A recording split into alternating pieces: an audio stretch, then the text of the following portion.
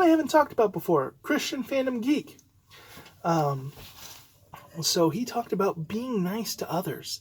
That it's okay to disagree, but we got to be nice and decent to people. And I agree. We need to keep in mind that there is a person on the other side of that Twitter conversation, on the other side of that YouTube content. There's a real person. And we all have opinions. And when we're like in something like the Star Wars fandom and we're talking about our opinions, at the end of the day, like, that's not what we define people as.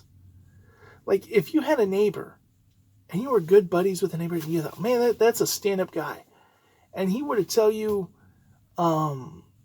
something about how he felt about The Last Jedi and it was different from what you felt, you wouldn't instantly go, oh man, my neighbor's a horrible person, and I wish he'd just go jump off a cliff.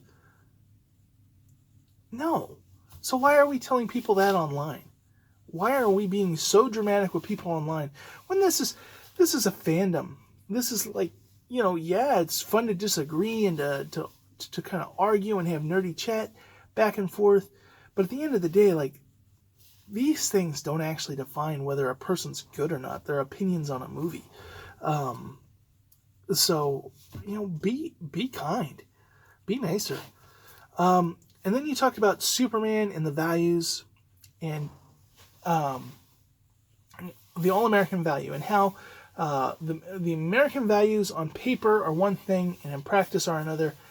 And one of the things that I like about that is when you look at where he's from, he's a small town, Smallville, in Kansas, and there are places like this where these values are followed, and it's to me, Superman is not so much about the American way of like anybody can this business and prosperity and all that and acceptance to all, like, that's not so much what I feel when I heard like the American way or something.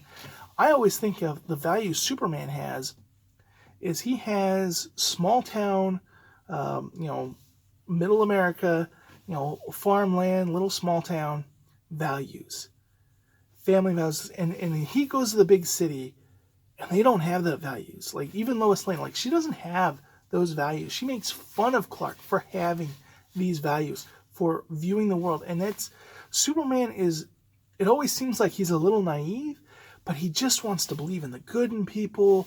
And he wants to, and this is small town, everybody helps everybody out. We do it just because. And that's very true. But in the big cities, that's not. And that's one of the things that makes Superman unique, is they put him in the big city. And they put him with all the self-centered, everything that goes against his values. And he stands for his values. And it's not just the villains, but it's just people in general. He's surrounded by that. But he has a faith in humanity. And he is that, and a big part of that is because he was, raised in this small town by good, hardworking farmers. And it is a unique culture and perspective, big part of his backstory. They also said about how it's really hard to write for Superman. And I know you don't believe that, but how writers seem to think that. And to me, I say hogwash. I look at the animated series.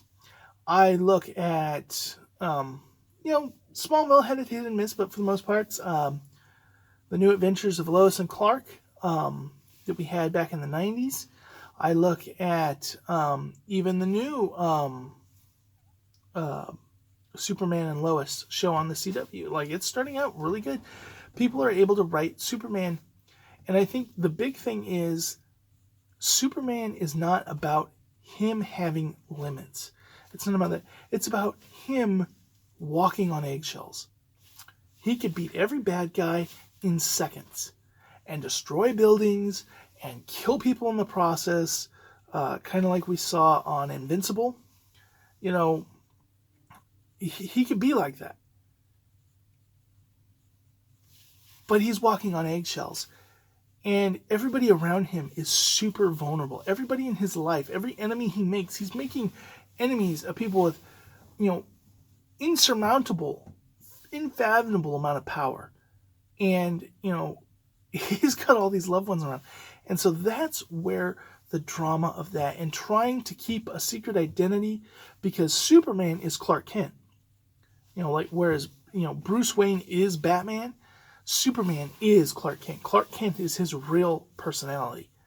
And it's very precious to him, but the demands of being Superman, always the pull on that, there are just tons of stories to tell in that. And the fact that writers today go, well, he's a boring because he's a Gary Stu and is this, and you can't write for him, and we're trying to make him interesting, and we're trying to change up the formula or change him because he's just so boring. No, he's not. There's so many great stories have been told, so much room for more. Okay, last one here to close out. Christian Fandom Geek. First of all, the Lord Be With You podcast. If you've been listening to this, thank you.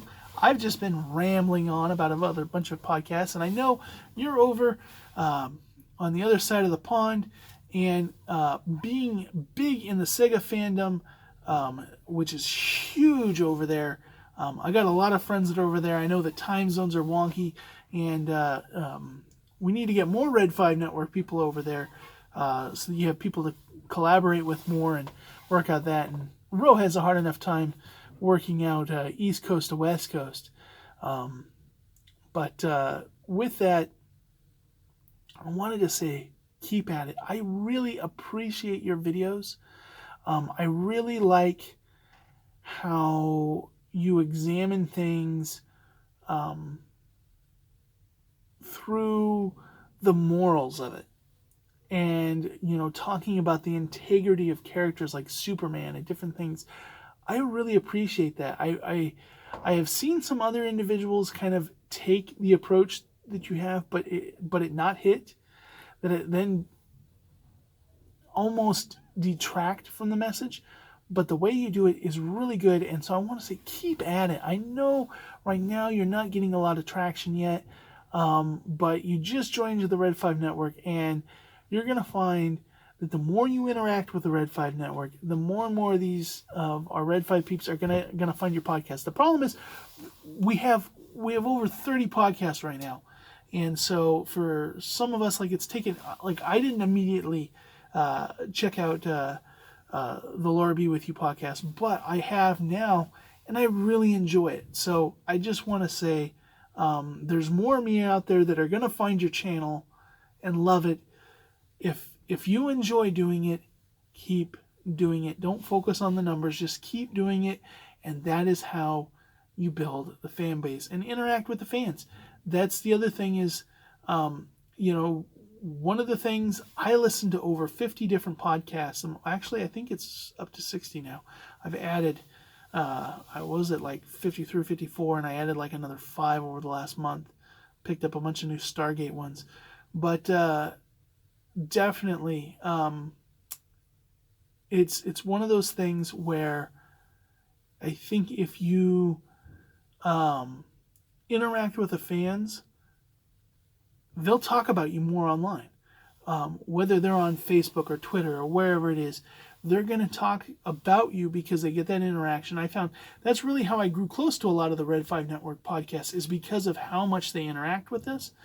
And a lot of other podcasts, maybe because they're so big, or whatever, I don't get a lot of responses when I at them online or something, and so then I just kind of stopped talking about them, because it's what's the point if they don't respond? I still listen to their podcast, still enjoy their podcast, but when I have that interaction, then I'm constantly tweeting about them, making posts about them.